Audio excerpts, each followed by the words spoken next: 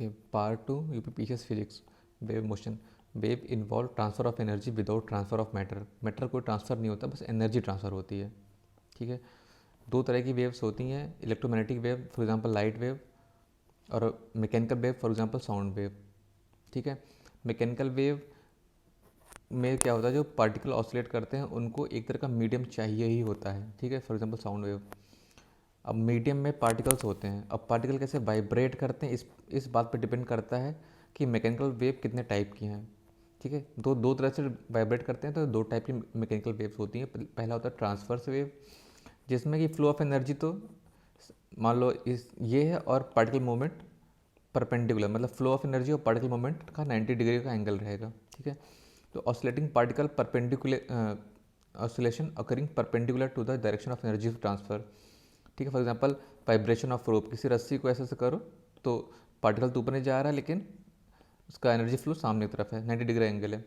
Wave produce in water surface, ये भी एक तरह की ट्रांसवर्स वेव है। ठीक है, transfer wave commonly occur in elastic solid, for example रस्सी हो गया, या फिर और elastic surface, originate only in surface layer of liquid, जैसे वाटर हो गया। तो transverse wave they do not originate in gas, ये गैस में ऑरिजिनेट नहीं होती हैं। Electromagnetic wave such as light are also transverse wave, जो लाइट हमारी है वो भी एक तरह की ट्रांसवर्स वेव ही है। ठीक है, जो पूरा जो इलेक्ट्रोमैग्नेटिक स्पेक्ट्रम है पूरा ट्रांसवर्स वेव है। ठीक है, इलेक्ट्रोमैग्नेटिक स्पेक्ट्रम लॉन्गिट्यूडनल वेव नहीं है, पूरा पूरा ट्रांसवर्स वेव है। ठीक है, ट्रांसवर्स। अब आता है लॉन्गिट्यूडनल वेव, इसमें क्या होता है, पार्टिकल कंप्रेस करेंगे। ठीक है, फिर रिफ्रैक्शन, रेयर फ्रैक्शन होगा, कंप्रेशन रेयर फ्रैक्शन। तो दो कंप्रेशन या दो रेयर फ्रैक्शन के बीच में जो होगा वो उसकी एक वेवलेंथ हो जाएगी, वो लैम्डा हो जाएगा। ठीक है, here displacement of wave in the form of direction and in opposite direction. जैसे मान लो ये जा रही है तो कभी यहाँ डिस्प्लेसमेंट ऐसे होगा, कभी ऐसे होगा, कभी इन द सेम डायरेक्शन और कभी अपोजिट डायरेक्शन में होता है। Lambda between two consecutive compression और rarefaction originate in all mediums. ठीक है, जो ये रहती है लॉन्गिट्यूडनल वेव, पर बात पार्टिकल के वाइब्रेशन होती है तो हर एक मीडियम में होती है। ठीक है, चाहे सॉलिड लिक्विड गैस तीनों में होती है। ट्रांसवर्स वेव केवल और केवल मतलब गैस में नहीं होती है। ठीक है, गैस में नहीं होती है। साउंड वेव का समझ लो, साउंड वेव एक मैकेनिकल वेव है और लॉन्गिट्यूडनल वेव भी है। All longitudinal wave in is a mechanical wave, सही बात है। जितने जितने लॉन्गिट्यूडनल वेव्स है सारे मैकेनिकल वेव्स हैं, क्योंकि जो दूसरी जो वेव होती है ये इलेक्ट्रोमैग्नेटिक वेव, ये पूरी पूरी ट्रांसवर्स वेव है। But opposite is not true, मतलब ऑल लॉन्गिट्यूडनल वेव, मतलब all mechanical wave longitudinal wave होती हैं, ये गलत है, क्योंकि कुछ मैकेनिकल वेव ट्रांसवर्स वेव भी होती हैं। ठीक है, और देखो all transverse wave is not mechanical wave, सही है। फॉर एग्जांपल जो इलेक्ट्रोमैग्नेटिक वेव है एक लाइट वेव है, जो कि ये इस पे आएगी, इसमें इन्वॉल्व होगी, इलेक्ट्रोमैग्नेटिक वेव में आएगी, तो एक तरह, लेकिन वो है ट्रांसवर्स वेव। तो सारी जो electromagnetic wave such as light are also transverse wave. इसको पॉज करके फिर से समझो। अब देखो इलेक्ट्रोमैग्नेटिक वेव जो होती हैं, पहले ऊपर देख लिया पहले ऊपर देखिए मैकेनिकल वेव, और अब देखो इलेक्ट्रोमैग्नेटिक वेव। इसमें सारी ट्रांसवर्स वेव होती हैं। ठीक है, नो मीडियम रिक्वायर्ड। ठीक है, मतलब ये मीडियम में तो चल ही सकती हैं, लेकिन वैक्यूम में भी चल सकती हैं। इनको चलाने के कोई मीडियम की ज़रूरत नहीं है। ठीक है, इसकी स्पीड क्या होती है, वैक्यूम में इसकी स्पीड होती है स्पीड ऑफ लाइट के बराबर, लेकिन अगर कोई मीडियम आ गया तो इसकी स्पीड कम हो जाएगी। जैसे जो लाइट्स होती हैं, जैसे रेड की होती है सबसे ज़्यादा स्पीड होती है, वायलेट की सबसे कम स्पीड होती है। ठीक है, तो मतलब ये मीडियम में भी चल सकते हैं और नॉन मीडियम में भी चल सकते हैं। तो अब देखो ये पूरा पूरा पढ़ चुके हैं। गामा रेज जो स्पेक्ट्रम है, नीचे चलो, long wave radio, short wave radio, microwave बोलते हैं इसको, फिर इंफ्रारेड, फिर visible, ultraviolet, X rays, gamma rays. Gamma rays को खोजा था बेंक्वेरल और विलियार्ड ने। गामा रेज का यूज़ करते हैं न्यूक्लियर रिएक्शन में और आर्टिफिशियल रेडियो एक्टिविटी में। जब रेडियो एक्टिव रिएक्शन होते हैं तो उसमें ये प्रोड्यूस होती है गामा रेज। ये gamma rays can also kill cancer के जो सेल्स होते हैं उनको भी किल कर सकता है। अब आता है एक्स रेज को खो जाता है रॉन्टगेन ने खोजा था, और जैसे इंटेस्टाइनल डिजीज है, तो आंतों में दिक्कत है, पेट में दिक्कत है, उनको डायग्नोस करने के लिए यूज़ करते हैं। फिर यूज़ इन क्रिस्टेलोग्राफी क्रिस्टलोग्राफी में भी इसको यूज़ करते हैं, मतलब determine the structure of the crystal. जैसे कोई भी एलिमेंट है, कोई भी मॉलिक्यूल, क्रिस्टल का स्ट्रक्चर क्या होगा, इसके डिटरमाइन करने के लिए एक्सरे का यूज़ करते हैं। अल्ट्रा वायलेट रेस, ये जोनास रिटर ने खोजा है। यूवी रेस को हम यूज़ करते हैं स्टरलाइज में। जैसे कोरोना के टाइम में जैसे हमें कोई इंस्ट्रूमेंट को सैनिटाइज करना था तो यूवी रेस का यूज़ करते हैं, सर्जिकल इंस्ट्रूमेंट हो या फूड हो, ठीक है, इन सबको स्टरलाइज करने में, मतलब बैक्टीरिया वगैरह कोई है तो मर जाएंगे, इसका यूज़ करते हैं यूवी रेस का। विजिबल रेडिएशन से इंफ्रारेड का समझ लो, टीवी रिमोट कंट्रोल में भी यूज़ होता है इंफ्रारेड, ठीक है, in maximum cases, but radio wave can also be used. ज़्यादा मैक्सिमम केसेस में infrared radiation TV remote control से यूज़ होता है, बट कुछ केस में रेडियो वेव भी यूज़ होते हैं। नाइट विजन इक्विपमेंट जो थर्मल विजन के होते हैं, चश्मे वगैरह, उसमें यूज़ होते हैं। रेडिएशन ऑफ हीट, मतलब कोई ऑब्जेक्ट मान लो कोई लोहा है, उसको खूब गर्म कर दिया, अभी रेडिएशन जो आ रही है ना, ये होगी रेडिएशन होगी इंफ्रारेड, ठीक है। शॉर्ट वेव रेडियो और माइक्रोवेव से टेलीकम्युनिकेशन का यूज़ करते हैं रेडियो वेव्स का। आयनोस्फीयर क्या होता है, ये आयनोस्फीयर आयोनाइज होता है बाय सोलर रेडिएशन की वजह से ये वाला स्फीयर आयोनाइज होता है। It reflect back radio waves which is responsible for wireless communication. तो जो यहाँ से ज़मीन से रेडियो वेव ऊपर जाती हैं आयनोस्फीयर से, रिफ्लेक्ट बैक होके, मान लो यहाँ से गई, रिफ्लेक्ट हुई आयनोस्फीयर से, वापस आई, तो यहाँ से यहाँ के बीच में कम्युनिकेशन अपसेट हो पा रहा है। Ultra high frequency designated for radio frequency in range of 300 megahertz to 3 gigahertz तक, ये इसको बोलते हैं अल्ट्रा हाई फ्रिक्वेंसी। कौन सी रेंज है, 300 मेगाहर्ट्ज से 3 gigahertz. Radio wave having high frequency are space waves बोलते हैं। Radio waves are electromagnetic in nature unaffected by magnetic electric field.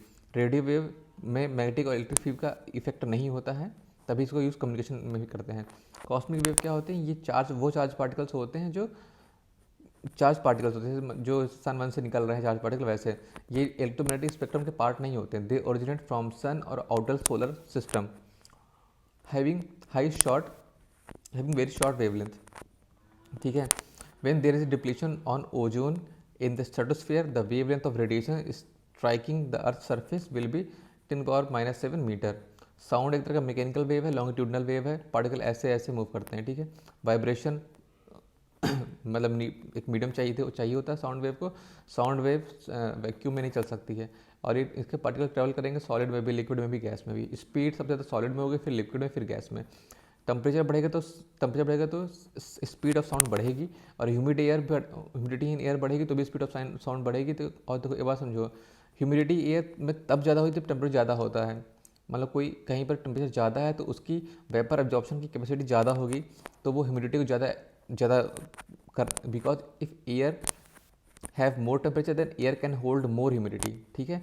तो जैसे जैसे टेम्परेचर बढ़ेगा या ह्यूमिडिटी बढ़ेगी तो साउंड की स्पीड भी बढ़ेगी, ठीक है। आगे बढ़ते हैं, तो साउंड की स्पीड एयर में 0 डिग्री सेल्सियस है तो ये है 331 मीटर पर सेकेंड। एयर में 25 डिग्री सेल्सियस है तो 340 मीटर पर सेकेंड। अब आयरन, स्टील, एल्युमिनियम में होता है, स्टील एल्युमिनियम में होती है, ठीक है। अब देखो, 3 तरह की साउंड वेव्स होती हैं। पहला इंफ्रासोनिक, दूसरा ऑडिबल वाली जिसको हम सुन पाते हैं, तीसरा अल्ट्रासोनिक। इंफ्रासोनिक जिसमें जो फ्रिक्वेंसी होती है उसकी 20 हर्ट्ज से कम होती है, और 20 से 20,000 हर्ट्ज तक की ऑडिबल साउंड्स होती हैं, और एबव 20,000 अल्ट्रासोनिक वेव्स होती हैं। Infrasonic natural source of infrasonic wave क्या क्या है, सिर्फ वोल्केनो है, एवलांचे है, अर्थक्वेक है। तो जो जानवर कुछ होते हैं उनकी कैपेसिटी होती है इन वेव्स को सुनने की, तभी वो लोग भूकंप से पहले पता लग जाता है उनको कि भूकंप आने वाला है। और हार्ट का जो वाइब्रेशन होता है वो इंफ्रासोनिक होता है, तो हमसे स्टेथोस्कोप से सुनते हैं, ठीक है। ऑडिबल तो की रेंज पता चल गई, इससे हम ह्यूमन ईयर सुन लेते हैं 20 हर्ट्ज से 20,000 हर्ट्ज तक। अल्ट्रासोनिक वेव्स में 20,000 हर्ट्ज के ऊपर वाले होते हैं। Animals are capable of emitting ultrasonic frequencies, कुछ एनिमल्स कैपेबल होते हैं जो अल्ट्रासोनिक फ्रिक्वेंसी को निकालते हैं, जैसे फॉर एग्जांपल बैट हो गया, वेल हो गया, डॉल्फिन हो गया, ये सब हो गया। डॉग विसल में कहाँ अभी आता है कि कहाँ पर अल्ट्रासोनिक वेव्स इमिट हो रही है, जैसे डॉग विसल में हो रही हैं, ठीक है। इकोकार्डियोग्राफी, कार्डियो मतलब हार्ट इमेज में, to break kidney stones. Sonography, ultrasound कराने गए हैं, सोनोग्राफी होती है actually. To clean zigzag tube, sonar में ultrasonic wave. To destroy insect, to clean clothes by removing dust. To treat disease, can control automatic doors. इन सब में ultrasound का यूज़ होता है। साउंड इंटेंसिटी क्या होती है? Power carried by sound per unit area. इसकी यूनिट क्या है? वॉट पर मीटर स्क्वायर। यूनिट साउंड की क्या है? Bell, but commonly use unit है 1/10 of the part of bell, जिसे बोलते हैं डेसिबल। ठीक है, अब आता है सोर्स और डेसिबल लगभग कितनी कितनी। जैसे विस्पर हम आपस में बातें करते हैं धीरे धीरे तो 15 से 20 डेसिबल। नॉर्मल कन्वर्सेशन होता है तो 30 से 60। एंगर कन्वर्सेशन बहुत तेज चिल्लाक बात करते हैं तो 70 से 80। ट्रक मोटरसाइकिल आते हैं तो 90 से 95 डेसिबल। इंस्ट्रूमेंट फैक्ट्री में 100 से 110। और जेट प्लेन जब आते हैं तो 140 से 150। तो ये तो हमारा और हमारी कैपेसिटी। देखो रस्टलिंग ऑफ टी लीव्स मतलब छुरछुराहट कर रही ट्री की, तो वही विस्परिंग, तो 20 का हो गया डेसिबल। डब्ल्यूएचओ ने बोला है कि सेफ सिटीज़ के लिए 45 डेसिबल एक साउंड लिमिट सही है। Tolerable limit of noise of for human ears, मतलब हम लोग कितना साउंड को बर्दाश्त कर सकते हैं? 80 से 90। उसके ऊपर का तो पोल्यूशन है। ठीक है, इको, तो हमें कोई भी इको अगर क्लियरली सुननी है तो उसमें टाइम इंटरवल कितना होना चाहिए? दो जो साउंड आते हैं हमने बोला और इको हमारे पास क्लियरली आया, उसके लिए 0.1 सेकेंड का टाइम इंटरवल होना चाहिए और डिस्टेंस 16.5 मीटर की होनी चाहिए। ठीक है, अब मैक नंबर क्या होता है? Speed of object upon speed of sound in air. ठीक है, अब कहते हैं किसी की स्पीड कितनी है। ठीक है, अब इस डिपेंड करता है कि साउंड स्पीड ऑफ ऑब्जेक्ट की स्पीड कितनी है अपॉन साउंड की स्पीड एयर में कितनी है। ठीक है, अब मैक नंबर आपका 1 से कम है तो सब सोनिक है। मतलब आपकी अगर स्पीड साउंड की स्पीड से कम है तो सब सोनिक है। ठीक है, और अगर आपकी स्पीड साउंड की स्पीड से के 1 2 3 4 5 तक है तो सुपरसोनिक। मोर देन 5 है तो हाइपरसोनिक। ठीक है, अब पिच ऑफ साउंड की जो पिच है ये इंटेंसिटी डिपेंड करती है अपॉन एम्पलीट्यूड एंड फ्रीक्वेंसी। अगर हाई पिच चाहिए पतली आवाज़ तो हाई फ्रीक्वेंसी और high amplitude. If low pitch चाहिए तो लो फ्रीक्वेंसी लो एम्पलीट्यूड। ठीक है, loudness of a sound measure करते हैं इन टर्म्स ऑफ एम्पलीट्यूड। अगर लाउडनेस आपको बढ़ानी है तो एम्पलीट्यूड बढ़ाना पड़ेगा। आपको सॉफ्टर साउंड चाहिए तो आपको एम्पलीट्यूड कम करना पड़ेगा। फ्लूट जो बांसुरी होती है उसको अगर लॉन्ग लेंथ होती है तो इसका मतलब ये तो कि वेव ऑफ वो प्रोड्यूस करेगी ऐसी वेव्स को ऑफ हायर वेवलेंथ की ज़्यादा होगी और लो फ्रिक्वेंसी होगी। और स्मॉल अगर फ्लूट है तो उसमें आपको लोअर वेवलेंथ की वेव आएगी और हायर फ्रिक्वेंसी की आएगी। Jet engine at supersonic jet have adverse effect on किस पे? ओजोन लेयर पे। ठीक है, when sound goes from one medium to another medium, तो लाइट वेव की तरह इसमें भी होता है कि स्पीड वेवलेंथ एम्पलीट्यूड सब चेंज होगा बट फ्रिक्वेंसी कभी चेंज नहीं होती। ये फेनोम्स क्या होता है? बेसिक और स्मॉलेस्ट यूनिट ऑफ साउंड्स को बोलते हैं फेनेम्स। ठीक है, phonemes. Most common musical scale is the diatonic scale. ठीक है, it consist of a series of 8 notes and the ratio of last and first note is 2:1। When TV is switched on, जब TV switch on करते हैं audio and video दोनों एक साथ play होती हैं।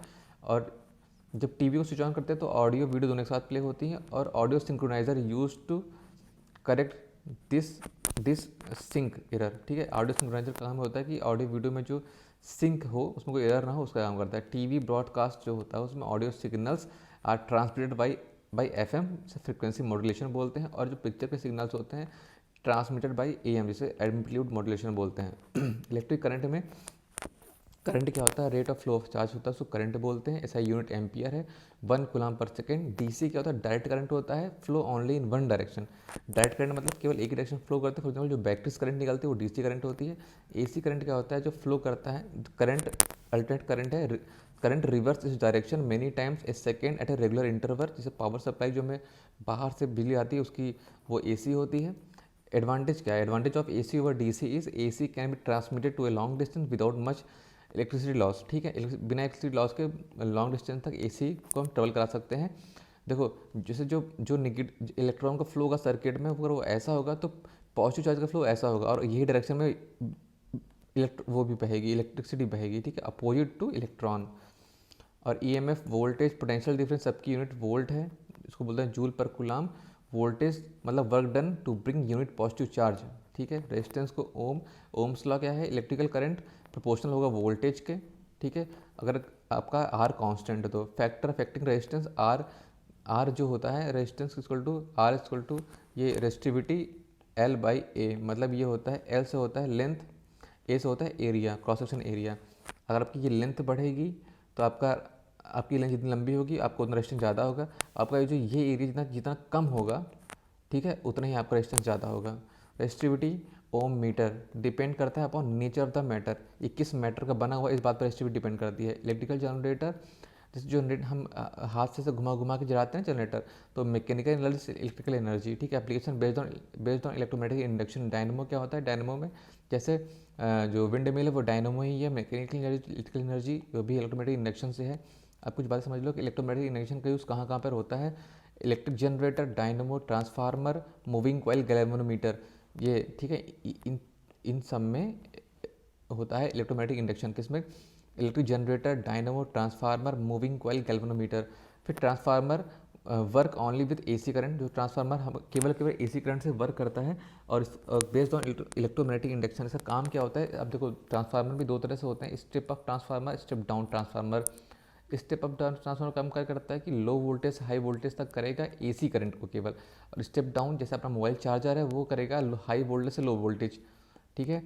ये होगा एसी करंट को करेगा। इलेक्ट्रिक मोटर इलेक्ट्रिकल एनर्जी से mechanical energy, for example electric pump रहता है, उसको चला दो तो पानी ऊपर तक जाता है। इलेक्ट्रिक पावर क्या होता है, rate of consumption of energy होती है इलेक्ट्रिक पावर, ठीक है। पावर की इक्वल टू होती है वी आई, मतलब voltage difference into electric current, ठीक है। Electrical energy power into time होती है, ठीक है, ठीक है। पावर इंटू टाइम होती है V I T. For commercial purpose के लिए जो यूनिट होता है वो किलो वाट आवर होती है। किलो वाट आवर मतलब वाट मतलब पावर, पावर मतलब वी आई, तो वी आई टी, और किलो मतलब अपॉन 1000 कर दो, ठीक है।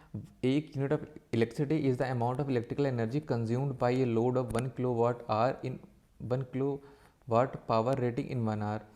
इलेक्ट्रिकल पावर में तो जैसे किलो वाट आवर होती है, kilowatt hour, power into time, तो P इक्वल टू वी आई हो गया और ये T से टाइम हो गया। अब क्योंकि किलो वाट आवर में है तो अपॉन में 1000 करना पड़ेगा, ठीक है। ये बेसिकली वो कमर्शियल पर्पज का जो यूनिट का कैलकुलेशन होता है वो किलोवाट आवर में होता है, ठीक है। 1 kilowatt hour equal to 3.6 joule होता है।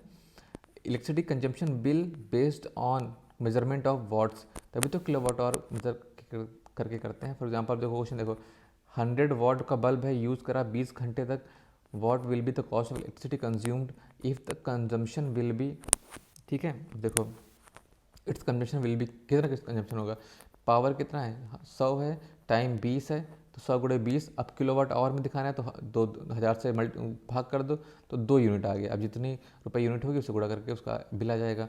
पैरेलल रेजिस्टेंस में 1/R होगा, 1/R इक्वल टू, ठीक है, 1/R1, 1/R2, 1/R3। Series resistance में R equal to R1, R2, R3। When electrical energy is converted into motion there is no heat loss, ठीक है। अब इन दोनों का मतलब मुझे समझ में नहीं आया लेकिन फिर भी रट लो। When electrical energy is converted into motion there is no heat loss. Electrical motor operating at low voltage tend to burn out because they drew the current which is inversely proportional to their voltage, ठीक है। आगे Faraday constant. Faraday constant is the magnitude of electric charge per mole of electron. तो इसको Faraday constant बोलते हैं। ये क्या होता है, मैग्नीट्यूड ऑफ इलेक्ट्रिक चार्ज पर मोल ऑफ इलेक्ट्रॉन, ठीक है। और इसका Faraday constant ये होता है, इसकी वैल्यू होती है 9648 कूलाम पर मोल। मोटर कार में जो बैटरी होती है यूजुअली ये 12 वोल्ट की होती है, इसको एक्सप्रेस करते हैं एम्पियर आवर्स में, और इसमें इलेक्ट्रोलाइट होता है H2SO4, इसके इलेक्ट्रोड्स होते हैं Pb मतलब लेड के।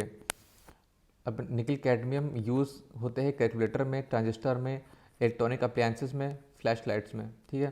When electric current flows through bulb its temperature goes 1500 से 2500 तक टेम्परेचर को ले जाता है इलेक्ट्रिक बल्ब, ठीक है, इतना ज़्यादा। बल्ब कन्वर्ट करता है 5 से 10% of electrical energy to light, मतलब 100% अगर आपको इलेक्ट्रिकल एनर्जी मिल रही है तो केवल 5 से 10% ही कन्वर्ट करता है लाइट और बल्ब में, ठीक है, लाइट्स में।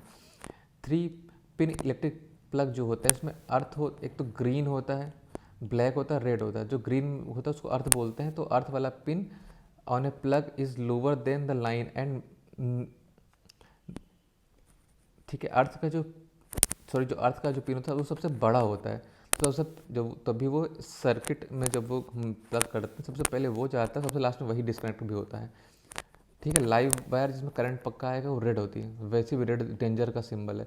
न्यूट्रल वायर ब्लैक होता है। फ्यूज़ में हायर रेजिस्टेंस होता है और मेल्टिंग पॉइंट काफ़ी कम होता है, तभी तो अगर हाई वोल्टेज आएगा तुरंत ब्लो कर जाएगा, इससे बाकी सब चीज़ें बन जाए। एमसीबी जो गिरती है ना वो ऐसे ही गिरती है।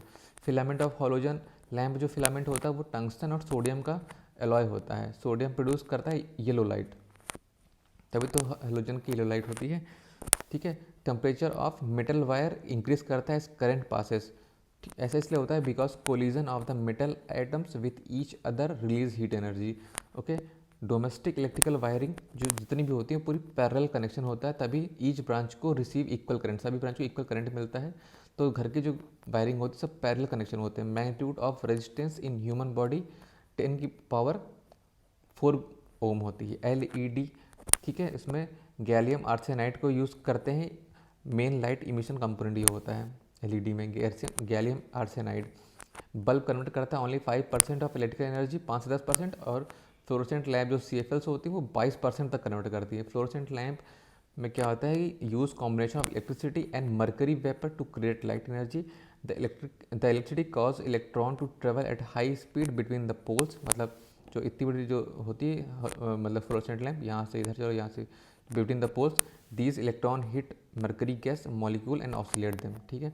जो चोक होता है जो आपके उसमें ट्यूबलाइट्स में, वो होता है step up the line voltage, वो कुल मिलाकर लाइन वोल्टेज को बढ़ाता है, स्टेप अप करता है। मोबाइल चार्जर स्टेप डाउन करता है। ठीक है। स्टेप अप का आपका एग्जांपल हो गया ये जो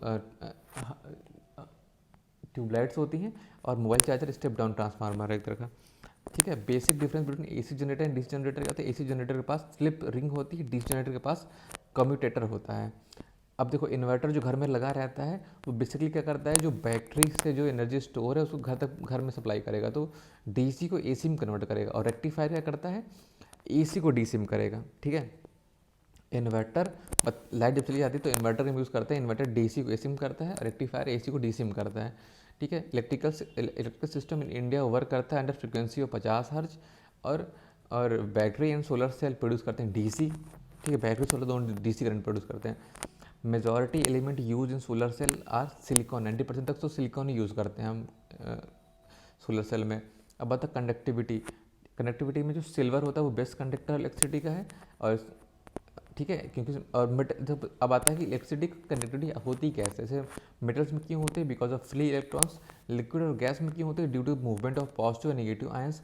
गैस में क्यों होती है, conductivity takes place only at definite temperature range, कुछ टेम्परेचर रेंज होती है बस वहीं, सॉरी कुछ प्रेशर की रेंज होती है बस उसी में कंडक्टिविटी लेता है। और सेमी कंडक्टर में कंडक्टिविटी आती है due to addition of impurity, कुछ डोपिंग करते हैं हम, इम्प्योरिटी ऐड करते हैं। ठीक है। और ड्यू टू टेम्परेचर इफेक्ट। ठीक है। तो इन दोनों वजह से होता है, सेमीकंडक्टर में आती है कंडक्टिविटी। मेटल में अगर टेम्परेचर बढ़ाओगे तो रेजिस्टेंस बढ़ेगा, अब रेजिस्टेंस बढ़ेगा मतलब कनेक्टिविटी घटेगी। बट सेमीकंडक्टर में उल्टा होता है, टेम्परेचर बढ़ाओगे तो रेजिस्टेंस घटता है मतलब कनेक्टिविटी बढ़ती है। और सेमीकंडक्टर कुछ एग्जांपल समझ लो, silicon, germanium, selenium, carbon. Superconductivity कब होती है, जब रेजिस्टेंस 0 हो जाता है, when cooled below the critical temperature, किसी क्रिटिकल टेम्परेचर नीचे कूल कर दो, सुपर कंडक्टिविटी आ जाएगी।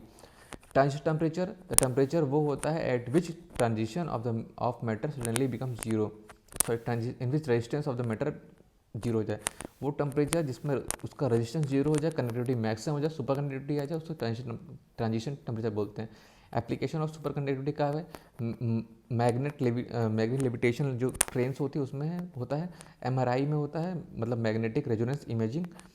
NMR में न्यूक्लियर मैग्नेटिक रेजोनेंस। और टोकामैक इसमें होता है मैग्नेटिक कन्फाइनमेंट, फ्यूजन रिएक्टर्स, और लो लॉस ऑफ पावर केबल इसमें होता है। मैगलेव क्या होता है, मैग्नेटिक लेविटेशन। ये क्या चीज़ होती है, train float on a guide way using principle of magnetic repulsion. Magnetic repulsion वजह से जो मैग्नेटिक ट्रेन्स होती हैं वो फ्लोट करती हैं, जैसे रेजिस्टेंस बहुत कम रहता है, तो मैग्नेटिक लेविटेशन बोलते हैं। बेस्ट कंडक्टर ऑफ इलेक्ट्रिसिटी सबसे अच्छा है सिल्वर, फिर कॉपर, फिर एल्युमिनियम, फिर iron.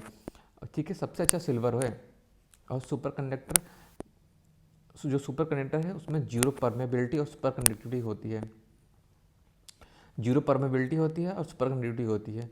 High temperature superconductor have been observed with transition temperature as high as 138 K और 135 डिग्री सेल्सियस। मतलब जो सुपर कंडक्टिविटी आती है वो कभी रूम टेम्परेचर पर नहीं आती, अभी तक नहीं आई है, हमेशा बहुत ही ठंडे पे आई, मतलब बहुत ही कम टेम्परेचर पे, जैसे कि 135 डिग्री सेल्सियस पे आई है। सेरेमिक ऑक्साइड यूज, सेरेमिक जो ऑक्साइड है हाई टेम्परेचर सुपर कंडक्टर है। Ceramic superconductive material are containing thallium, barium, calcium और कॉपर ऑक्साइड। तो ठीक है, बात है electrical conduction is a, electrical conduction is a semiconductor because,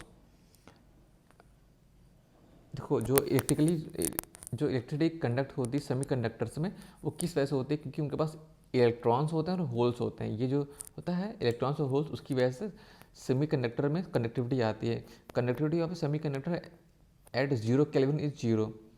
ठीक है, 0 केल्विन पे कंडक्टिविटी सेमी कंडक्टर की 0 होती है। They behave like insulator, electrical resistivity infinite हो जाएगी, क्योंकि कंडक्टिविटी 0 है तो resistivity infinite at absolute 0 temperature.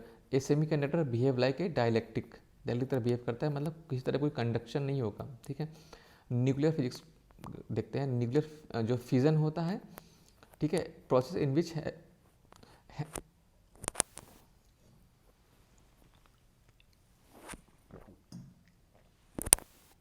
Fission means fissure, टूटना। Process in which heavy nucleus after accepting neutron break down into light nucleus of comparable masses, break down करता है। ठीक है, अब कैसे करता है, न्यूक्लियर का न्यूट्रॉन का बम्बार्डमेंट होता है, neutron bombardment on elements of atom. उस पर हमें क्या क्या वहाँ से मिलता है, particle such as alpha, beta, proton, ये सब इमिट होते हैं, गामा रेज इमिट होती हैं। ठीक है, due to artificial disintegration of atom nucleus. ठीक है, इन दिस प्रोसेस में फास्ट मूविंग न्यूट्रॉन्स इमिट होते हैं, गामा रेज इमिट होती हैं, अल्फा, बीटा, प्रोटॉन ये सब इमिट होते हैं। और 1 ग्राम जो यूरेनियम होता है वो प्रोड्यूस करता है 20 टन TNT के बराबर एनर्जी। एटॉमिक बम, इसमें हम एटम बम में हम क्या यूज़ करते हैं, यूरेनियम 235 और प्लूटोनियम 239 यूज़ करते हैं। क्रिटिकल मास वो मास होता है जो चाहिए होता है एक चेन रिएक्शन को सस्टेन करने में। अब होता है न्यूक्लियर रिएक्टर में फ्यूल हम यूज़ करते हैं यूरेनियम 235, प्लूटोनियम 239। मॉडरेटर का काम होता है स्पीड, जो न्यूट्रॉन के जिससे बम्बार्डमेंट हो रहा है उसकी न्यूट्रॉन की स्पीड को मॉडरेट करे, मतलब रिड्यूस करे। इसमें मॉडरेटर का दो एग्जांपल है, वो H2O लाइट वाटर है, D2 है ग्रेफाइट है, बेरियम ऑक्साइड है। लाइट वाटर बहुत यूज़ करते हैं। ठीक, कूलेंट में एयर होता है, वाटर होता है, CO2 होता है। कंट्रोल रॉड ये जो एब्जॉर्व करती है द स्लो मूविंग न्यूट्रॉन्स को, जो बाद में जो कंट्रोल रॉड एब्जॉर्व करती है वो बनी होती है कैडमियम की, बोरॉन की होती है। और न्यूक्लियर फ्यूज़न क्या आता है, जो सन रिएक्शन, न्यूक्लियर रिएक्शन में आफ्टर रिएक्शन मास गेट रिड्यूस। ठीक है, कुछ मास कम हो जाता है जो कि एनर्जी में कन्वर्ट हो जाता है। ठीक है, न्यूक्लियर फ्यूज़न का एग्जांपल है हाइड्रोजन बम, जो अभी तक बना नहीं है। सन में न्यूक्लियर फ्यूज़न होता है, टोकामेक डिज़ाइन थर्मोन्यूक्लियर वाला, जो अभी ये टेस्ट किया जा रहा है। ठीक है, देखो एटम बम बन चुका है और एटम बम में न्यूक्लियर फ्यूज़न होता है, और हाइड्रोजन बम नहीं बना है और इसमें होता है न्यूक्लियर फ्यूज़न, सन में होता है, टोकामेक डिज़ाइन में होता है। माइक्रोवेव फोटोन ये क्या है, particle is claim to have inverted his reviewed the Einstein theory of relativity. तो माइक्रोवेव फोटोन, ठीक है, उसको ऐसे पढ़ लो। साइक्लोट्रॉन क्या होता है, साइक्लोट्रॉन एक मशीन है, यूज़ किया जाता है किस काम के लिए, टू एक्सेलरेट चार्ज पार्टिकल। जो भी चार्ज पार्टिकल जैसे अल्फा हो गया, प्रोटॉन हो गया, न्यूट्रॉन हो गया, इन चार्ज पार्टिकल को एक्सेलरेट करने में साइक्लोट्रॉन का यूज़ करते हैं। ठीक है, अब आता है सिनेटिलेशन काउंटर। ये क्या है, machine use for confirm weather drinking water contains A gamma emitting isotope और ना, किसी ड्रिंकिंग वाटर में आपका गामा इमिटिंग आइसोटोप है कि नहीं। ये सिलिटिलेशन में काउंटर एक मशीन है, उससे हम पता कराते हैं। स्टार ऑब्टेन देयर एनर्जी कहाँ से उनको मिलती है, न्यूक्लियर फ्यूजन से। देखो स्टार में भी न्यूक्लियर फ्यूजन होता है, सन में भी न्यूक्लियर फ्यूजन होता है। और जो star obtain energy from nuclear fusion और ग्रेविटेशनल कॉन्ट्रैक्शन, इन दो चीज़ों से इनको एनर्जी मिलती है, न्यूक्लियर फ्यूजन और gravitational contraction. Hydrogen plus helium source of renewable energy in stars. Thorium reserve India में 35% है, मतलब वर्ल्ड का, जो कि जितना भी है उसका 35% तो आंध्रा में ही है। ठीक है, मोर देन यूरेनियम हमारे पास जो थोरियम है वो यूरेनियम से ज़्यादा है, और थोरियम जनरेट करता है ज़्यादा energy and less harmful waste than uranium per unit mass. ठीक है, हाइड्रोजन बम को खोजा है एडवर्ड टेलर ने, फादर ऑफ हाइड्रोजन बम बोलते हैं इसे। ये न्यूक्लियर फ्यूजन ऑफ ड्यूटेरियम से बनता है, nuclear fusion of deuterium. Radioactive disintegration क्या होता है? Uranium is the first in the long chain of radioactive element that decay until stable element lead is formed. ठीक है, radioactive disintegration में uranium का decay होगा, तब तक डीके होगा जब तक एक स्टेबल कॉम्प्लेक्स न बन जाए, जैसे कि फॉर एग्जांपल लेड है। ठीक है, जिरकोनियम जो 40 है, एक रेडियो एक्टिव एलिमेंट नहीं है। U35 is the isotope used in nuclear reactor में यूज़ करते हैं। Radio active element alpha beta gamma rays को इमिट करते हैं। इंडिया का first nuclear plant Tarapur Maharashtra में है। ध्रुव पूर्णिमा साइरस ये इंडिया के रिजर्व रिएक्टर्स हैं। कलपक्कम तमिलनाडु एक फास्ट ब्रीडर रिएक्टर है। फास्ट ब्रीडर रिएक्टर में मिक्सचर ऑफ प्लूटोनियम कार्बाइड और यूरेनियम कार्बाइड का मिक्सचर होता है, फ्यूल जो यूज़ करते हैं हम। ठीक है, इसमें कूलेंट लिक्विड सोडियम होता है और ये प्रोड्यूस करता है more fissile material than it burns. ठीक है, फास्ट ब्रीडर रिएक्टर में जितना हम बर्न करते हैं उससे ज़्यादा ही फिजाइल मटेरियल प्रोड्यूस होता है। ठीक है, अब देखो इसमें देखो उत्तर प्रदेश में नरोरा है, राजस्थान में रावरभाटा है। ठीक है, महाराष्ट्र में तारापुर है। महाराष्ट्र में ही ट्रॉम्बे भी महाराष्ट्र में है। तारापुर एटॉमिक पावर स्टेशन जो पहला है वो भी महाराष्ट्र में ही है। तो ट्रॉम्बे में हैवी वाटर बोर्ड और हैवी वाटर मैन्युफैक्चरिंग यहाँ पर होती है। ठीक है, और जो कोलकाता में हमारा Shah institute of nuclear physics है, और हमारा तेलंगाना में atomic mineral directorate for exploration and research institute है। कहाँ पर है? तेलंगाना में। तमिलनाडु सबसे ज़्यादा, तमिलनाडु में Madras atomic power station Tamil Nadu में है। फिर Indira Gandhi centre for atomic research Kalpakkam में है। एटॉमिक पावर स्टेशन कलपक्कम में, फास्ट ब्रीडर रिएक्टर कलपक्कम में है। और कुंडनकुलम जो न्यूक्लियर पावर प्लांट है जो रशिया के हेल्प से बन रहा है, सबसे बड़ा है वो। ठीक है, वो भी तमिलनाडु में। स्पेस में स्पुतनिक 1 पहली आर्टिफिशियल अर्थ सेटेलाइट है। स्पुतनिक 2 पहली स्पेस क्राफ्ट है जिसमें कोई लिविंग एनिमल जो कि लाइका एक तरह का डॉग था, फीमेल डॉग थी लाइका, वो गई थी। और वोस्तोक 1 में पहला मैन्ड स्पेस फ्लाइट था। इसमें यूगी गरगेरियन ये गए थे। ठीक, अपोलो 11 जो यूएस का है, उसमें नील आर्मस्ट्रॉन्ग और बज एल्ड्रिन ये लोग लैंड किए थे। SLV इंडिया ने खोजा है 1979। फिर ASLV 1987। समझ रहे हो, ये 5 स्टेज का सॉलिड फ्यूल वाला रॉकेट था, सॉरी सैटेलाइट लॉन्च व्हीकल था। PSLV 1993 ये 4 स्टेज का था, पहला तीसरा सॉलिड, दूसरा चौथा लिक्विड। अभी चंद्रयान 1 2008 में भी ये यूज़ हुआ है, मंगलयान 2013 में भी ये यूज़ हुआ है। चंद्रयान 2 में GSLV Mk 3 यूज़ हुआ है। ठीक है, propellant have 2 parts, fuel oxidizer, fuel in which combustion take place, oxidizer provide O2 for combustion.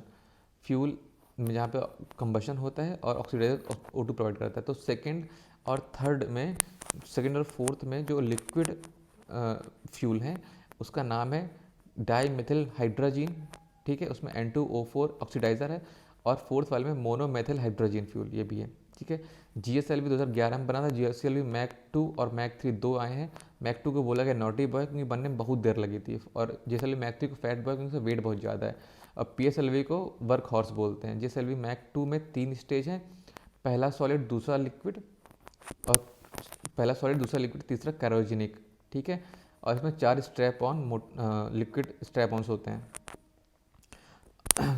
Cryogenic में हाइड्रोजन और ऑक्सीजन का यूज़ किया जाता है इन लिक्विड फॉर्म, जिसमें हाइड्रोजन फ्यूल होता है और ऑक्सीजन ऑक्सीडाइजर का यूज़ होता है in cryogenic engine. Hydrogen oxygen. ठीक है, ramjet scramjet supersonic combustion ramjet है, developed by ISRO. Hydrogen is used as a fuel. देखो स्क्रैमजेट में हाइड्रोजन यूज़ किया गया है और ऑक्सीजन एटमॉस्फेयर से ही ली गई स्क्रैमजेट में।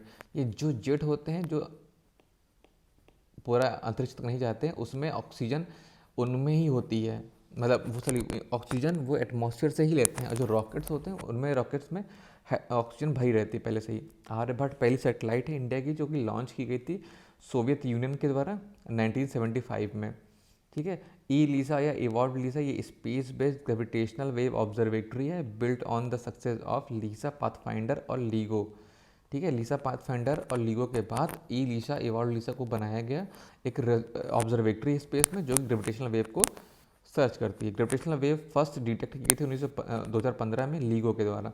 Detection of microwave in space और observation of red shift phenomena in the space by Doppler effect, ये दोनों एक एविडेंस है ये बताने की कि एक्सपेंशन हो रहा है यूनिवर्स का। Prediction of Einstein general theory of relativity, इसमें क्या था कि जो लाइट है ग्रेविटी के द्वारा अफेक्ट होती है, the universe is constant expanding, फैल रहा है यूनिवर्स, और matter wrap its surrounding space time, right. अब जियो स्टेशनरी कम्युनिकेशन सेटेलाइट जो होती है वो 36,000 किलोमीटर एवं होती है इक्वेटर के, और प्रिसाइजली 35,786 किलोमीटर होती है। 3 satellite each separate by 180 longitude provide coverage of the entire planet, पूरे प्लानट के लिए 3 सैटेलाइट जो कि 120 का एंगल बना रही हो, लॉन्गिट्यूडनल बना रही हो, वो सफिशियंट है इंटायर प्लानट के लिए। ए मेजर एडवांटेज ऑफ ये FM मतलब फ्रिक्वेंसी मॉड्यूलेशन है कि it improve signal to noise ratio, ठीक है, signal to noise ratio improve कर देता है, मतलब इंप्रूव सिग्नल, अच्छे सिग्नल जाते हैं compare to AM। Circular orbit मतलब का जो ऑर्बिटल पीरियड होता है वो 24 घंटे का होता है क्योंकि सर्किल में घूम रहा है ऐसे एकदम। A satellite is geostationary orbit appears to remain in the same spot in the sky all the time।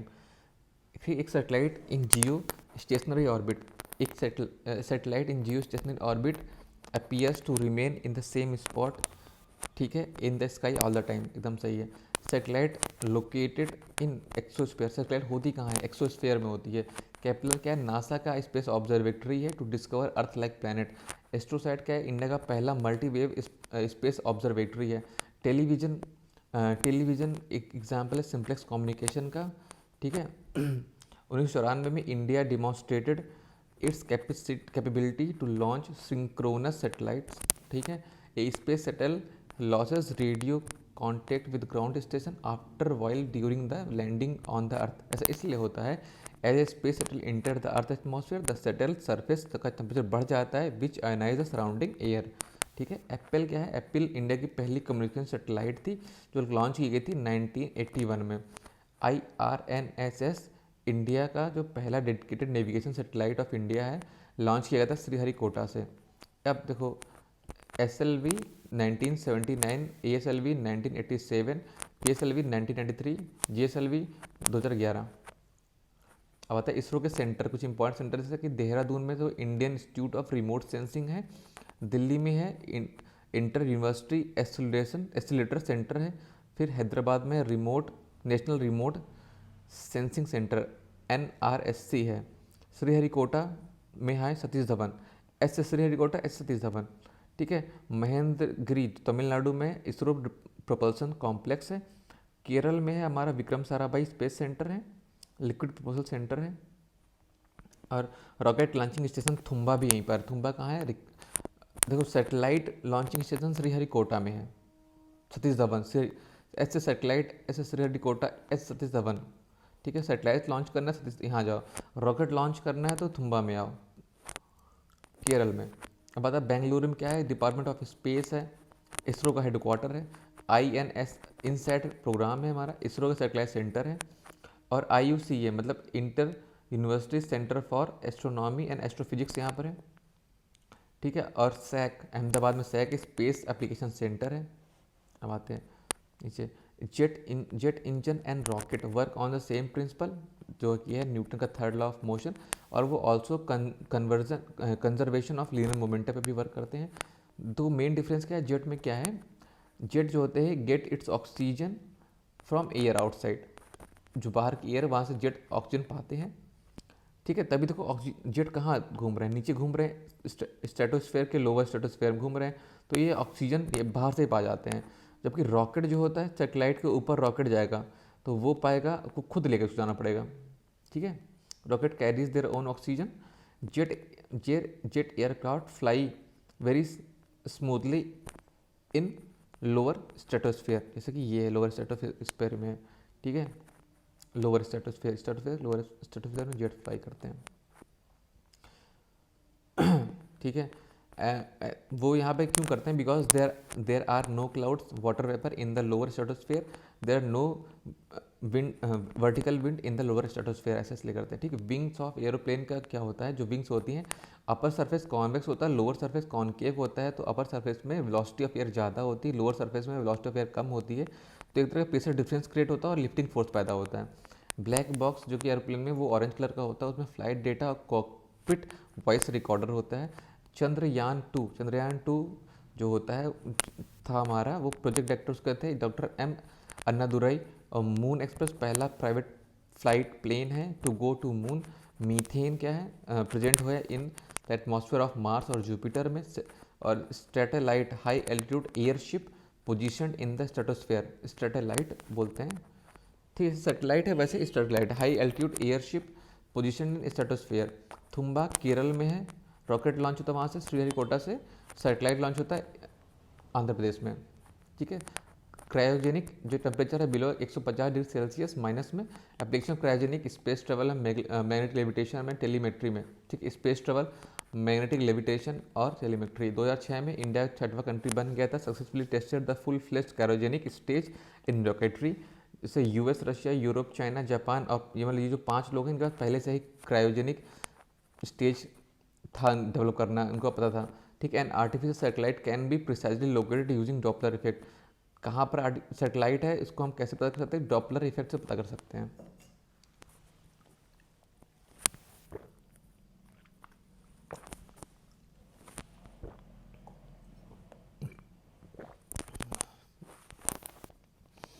देखो डिफेंस टेक्नोलॉजी में जो रुद्रम 1 है वो एंटी रेडिएशन मिसाइल है। नाग है fire and forget anti tank missile है। निर्भय मिसाइल में निर्भय मिसाइल न्यूक्लियर कैपेबल है। असर मिसाइल एयर टू एयर है, beyond visual range ballistic flight है मिसाइल है। INS अरिहंत, INS चक्रा, ये ज़्यादा इंपॉर्टेंट है। अरिहंत तो मेरे क्लास में ही था, और चक्रा INS अरिहंत और INS चक्रा न्यूक्लियर पावर्ड सबमरीन है, और न्यूक्लियर पावर्ड सबमरीन दोनों ही है, ठीक है। Shaurya missile hypersonic surface to surface ballistic missile है। Tejas fourth generation light combat aircraft है। सार्थक ऑफशोर पेट्रोल व्हीकल है। ब्रह्मोस सुपरसोनिक क्रूज मिसाइल है। THAAD an American anti missile system है, ठीक है। William Henry Bragg shared Nobel prize with son, अपने बेटे William Lawrence Bragg जो कि एक्स-रे स्पेक्ट्रोमीटर पे उन्होंने काम किया था, ठीक है। दो बाप बेटे दोनों को मिला, शेयर किया था। Fourth dimension of physics Einstein ने इंट्रोड्यूस किया था। BC Raman get Nobel prize, उन्हीं की वजह से 28 फरवरी को नेशनल साइंस डे होता है, जो कि 4 साल में एक बार होता है, और अच्छी बात। और नारलीकर JV नारलीकर ने कहा था, propound new theory of relativity by amending the Einstein theory of relativity, do not consider astrology as a science. तो इनकी तो ये विशेषता है कि उन्होंने आइंस्टीन थ्योरी ऑफ रिलेटिविटी को हल्का सा मॉडिफाई किया था, और एस्ट्रोलॉजी को साइंस नहीं मानते थे। डॉक्टर राजा रमन्ना, ये कहते हैं रोल इंडियन न्यूक्लियर प्रोग्राम में इनका रोल है एटॉमिक बम बनाने में। Mister Swaminathan father of green revolution. और ये मेघनाथ शाह, ये शाह आयोनाइजेशन इक्वेशन, जो कि कोलकाता से बिलोंग करते हैं ये लोग। आर्किमिडीज जो है था principle of buoyancy, Galileo telescope, Christian Huygens में सैटर्न का मून, उसका भी नाम ह्यूगेंस है। वेव थ्योरी ऑफ लाइट भी इन्होंने दी थी। माइकल फैराडे में ने electromagnetic induction. James Clerk Maxwell electromagnetic principle, इसके बारे में हर्स का है फोटो इलेक्ट्रिक इफेक्ट है। जगदीश चंद्र बोस, उनको नोबेल प्राइज़ नहीं मिला है, इनका है investigation of radio and microwave optics. WC Roentgen इनका क्या है, एक्सरे का है। जे थॉमसन इलेक्ट्रॉन का है, और जे थॉमसन एक ऐसा ओनली पर्सन है जिनको फिजिक्स और केमिस्ट्री दोनों में नोबेल प्राइज़ मिला है। अल्बर्ट आइंस्टीन को मिला है फोटो इलेक्ट्रिक इफेक्ट में, थ्योरी ऑफ रिलेटिविटी भी नहीं किया है। और रुथफोर्ड का है एटॉमिक न्यूक्लियस, प्रोटॉन और एटॉमिक बम और अल्फा बीटा रेस, इनका है। नील बोर में हाइड्रोजन मॉडल बनाया था। चंद्रशेखर वेंकट रमन, इनको नोबेल मिला है रमन इफेक्ट के लिए। Meghnad Saha ionization equation. Satyendra Nath Bose Nobel prize मिला है बोसॉन के लिए। Enrico Fermi atomic bomb, architect of atomic bomb और कंट्रोल्ड न्यूक्लियर फिजन, इन्होंने एटॉमिक बम में न्यूक्लियर फिजन होता है लेकिन कंट्रोल अमाउंट में होता है। हिंसबर्ग अनसर्टेनिटी प्रिंसिपल इनका है। लॉरेंस का है साइक्लोट्रॉन, ये एक तरह पार्टिकल एक्सेलरेटर है। जेम्स चैडविक ने न्यूट्रॉन खोजा है। Homi Bhabha father of Indian nuclear programme. Chandrasekhar ये नोबेल प्राइज़ पाए हैं, इन्होंने चंद्रशेखर लिमिट बनाई थी। फिर आता है जॉन बर्दीन, ये है ट्रांजिस्टर सुपर कंडक्टिविटी, इनके लिए कि only person to be awarded Nobel prize in physics twice. 2 बार इनको मिला है, जॉन बर्डीन को 2 बार मिला है। एरोप्लेन में Bernoulli principle of fuel mechanics लगती है। Bernoulli principle of fuel mechanics telescope Galileo ने खोजा है। आइस क्यूब बिगेस्ट न्यूट्रिनो समझे, न्यूट्रिनो। आइस क्यूब को तुम लीगुस कंफ्यूज मत करना, आइस क्यूब ग्रेविटेशनल वेव के लिए नहीं, आइस क्यूब न्यूट्रिनो के लिए। Telescope of the world, X ray machine Wilhelm Roentgen, कई बार पढ़ चुके हैं। Printing press John Gutenberg. Dynamo Michael Faraday.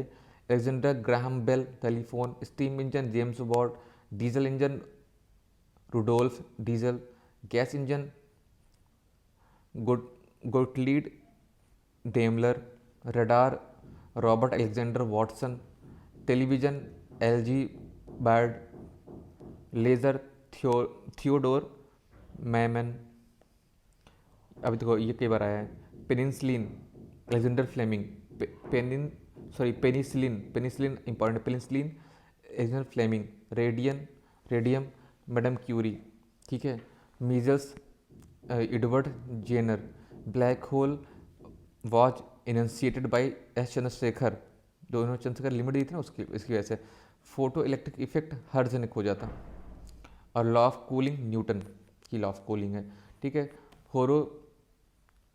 Horology science of time management, ठीक है। अब national physics laboratory it's situated in new Delhi, ठीक है। लेज़र में लाइट का यूज़ करते हैं। Light amplification and stimulated emission of radiation produce stimulated radiation. World first women cosmonaut कौन थी? वेलेंटीना तेरेस्कोवा फर्स्ट कॉस्मोनॉट थी। वेलेंटीना तेरेस्कोवा रशियन थी। जीआईएफ का मतलब होता है graphical interchange format. Neutron star, high dense star, nano particle 10⁻⁹ 10⁻⁷ meter, ठीक है। Nano plug, small hearing aid, nano ear capable of detecting sound on microscopic length. Nano technology term given by Norio Taniguchi, ठीक है। देखो nano technology का एक समझो, friction जो उसमें होता है most important property of nano particle, आपस में फ्रिक्शन होता है, सरफेस एरिया ज़्यादा होता है, फ्रिक्शन होता है नैनो पार्टिकल्स में। Lighting a candle in space do not produce flame because वहाँ ग्रेविटी नहीं है। अगर यहाँ ग्रेविटी नहीं होगी, अगर वहाँ पर देखो दोनों कॉन्ट्रडिक्शन है, बट अभी समझ लो ऐसे, जीरो ग्रेविटी होगी तो स्पेरिकल फ्लेम्स होगी। इन ऑटोमेटिक रिस्ट वॉच में एनर्जी प्रोवाइड होती है by different movement of your hand, ठीक है। एमएस ऑफ मिल्की वे कहा था Kalpana Chawla. Aluminium copper non magnetic है और निकल कोबाल्ट क्रोमियम मैग्नेटिक है। Tape recorder is coated with ferromagnetic powder.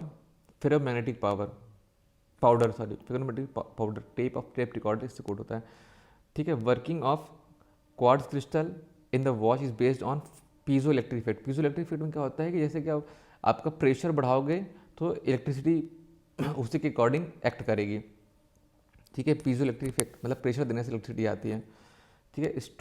स्ट्रोनटियम atoms होता है use to make most accurate atomic clock. It loses 1 second in 300 million years. Microphone जो होता है जो कवर करता है साउंड वेव को इलेक्ट्रिकल सिग्नल से, carbon microphone use in telephones. MRI magnetic resonance imagining is based on the phenomena of nuclear magnetic resonance. Bibliometry में क्या होता है? इंफॉर्मेशन मैनेजमेंट टूल है ये। साइटोट्रॉन है। साइटोट्रॉन एक डिवाइस है by which artificial climate is produce. Cytotron अलग चीज़ है, साइक्लोट्रॉन अलग चीज़ है, ठीक है। टैकाइऑन के हाइपोथेटिकल पार्टिकल है। इसका ये कहना है कि faster than velocity of light है, ये हाइपोथेटिकल है। कोबाल्ट 60 कैंसर ट्रीट करने के लिए होता है। प्लूटोनियम जो होता है फिजनेबल material used in bomb drop in Nagasaki. जो नागासाकी बम गया था उसमें प्लूटोनियम का यूज़ किया गया था। Thank you.